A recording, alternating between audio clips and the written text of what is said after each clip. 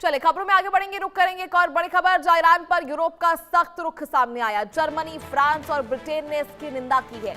युद्ध विराम बहाल करने की अपील की है। बातचीत से समाधान पर भी जोर दिया। खाड़ी संकट पर दुनिया की चिंता लगातार बढ़ती जा रही है। तो ईरान के हमलों को लेकर यूरोप के 3 प्रमुख देश जर्मनी, फ्रांस और ब्रिटेन ने संयुक्त रूप से कड़ा रुख अपनाया।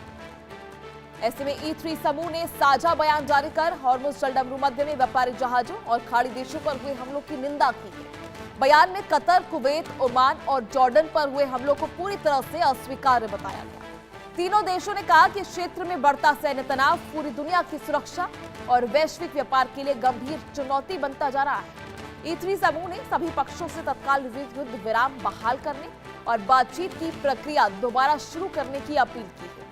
उनका कहना है कि मौजूदा संकट का स्थायी समाधान केवल कूटनीतिक प्रयासों और संवाद के जरिए ही संभव है। यूरोपीय देशों ने चेतावनी भी दी कि यदि तनाव इसी तरह बढ़ता रहा तो इसका असर पूरे मध्य पूर्व के साथ साथ वैश्विक अर्थव्यवस्था और ऊर्जा आपूर्ति पर भी पड़ सकता है, जो हालांकि पड़ भी रहा है। खाड़ी संकट पर दुनिया की चिंता बढ़ रही है। सिर्फ मध्य पूर्व में इसका असर देखने को नहीं मिल रहा है। वैश्विक अर्थव्यवस्था जो है लगातार इससे जूझ रही है। जर्मनी, फ्रांस और ब्रिटेन E3 समूह ने इसकी कड़ी निंदा की है। यूरोप के इन देशों ने इसकी निंदा की है, जहां ब्रिटेन भी इसमें शामिल है। तो ईरान पर यूरोप का ये सख्त रुख नजर आया। जहां जर्मनी, फ्रांस और ब्रिटेन जैसे कई देश सामने आए, उन्होंने अपना पक्ष रखा और सख्त रुख अपनाया गया है इस तमाम तनावपूर्ण स्थिति को लेकर, इस युद्ध संकट को लेकर, जहां उन्होंने कहा कि ये जल्दी से जल्दी सुलझाया जाना चाहिए। इस पर सख्त रुख अपनाते हुए यूरोप का साफ कहना है कि कूटनीतिक प्रयास और संवाद से ही ये स्थितियां सामान्य हो सकती हैं और कोई हल निकल सकता है, समाधान निकल सकता है। और चेतावनी भी जारी की गई है। युद्ध विराम बहाल करने की अपील तो की गई है, साथ ही चेतावनी दी गई है इन देशों की तरफ से कि अगर जल्द से जल्द ये स्थितियां सामान्य नहीं होती, युद्ध विराम बहाल नहीं होता, तो आने वाले समय में वैश्विक अर्थव्यवस्था पर इसका सीधा असर पड़ेगा।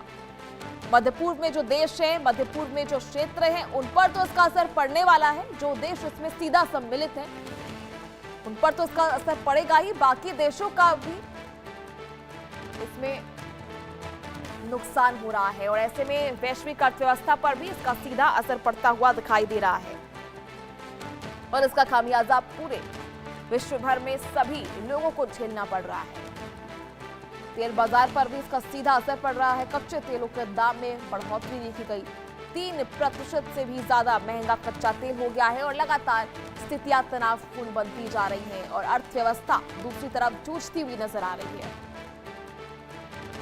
हालांकि कई बार समझौते का प्रयास किया गया है, कई बार दोनों देशों की तरफ से बातचीत की पहल की गई है, लेकिन ईरान का साफ कहना है कि अमेरिका पर उसे विश्वास नहीं है। विश्वसनीयता के लिए वो अमेरिका पर नहीं निर्भर कर सकता। ऐसे में ईरान और अमेरिका के बीच किसी तरह का समझौता बनता हुआ दिखाई नहीं दे रहा है।